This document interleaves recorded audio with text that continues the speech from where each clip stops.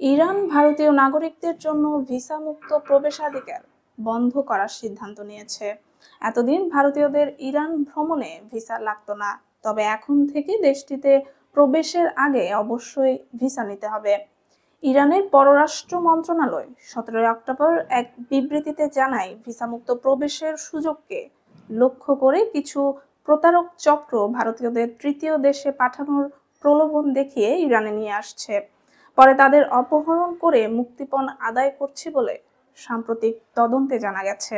এই ধরনের অভিযোগ একের পর এক বাড়তে থাকায় ইরান পরিস্থিতিকে ঝুঁকিপূর্ণ হিসেবে দেখছে।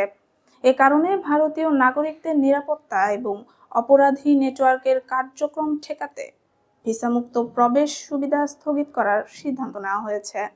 নতুন নিয়ম অনুযায়ী 22 নভেম্বর থেকে ইরানে প্রবেশ করতে চাইলে প্রত্যেক ভারতীয় ভ্রমণকারীর বৈধ ভিসা থাকতে হবে। এশিয়ার বহু দেশের পর্যটকদের জন্য ইরান ভিসামুক্ত প্রবেশের সুযোগ রেখেছিল, যেখানে ভারতও ছিল। সিরাজ, ইস্পাহান, কোম ও মাশহাদের মতো ঐতিহাসিক ও ধর্মীয় শহরগুলো ভারতীয় ভ্রমণকারীদের কাছে বিশেষ আকর্ষণের কেন্দ্র। একই সঙ্গে ইরানকে অনেকেই ইউরোপ ও মধ্য এশিয়ায় যাওয়ার ট্রানজিট রুট হিসেবেও ব্যবহার করে।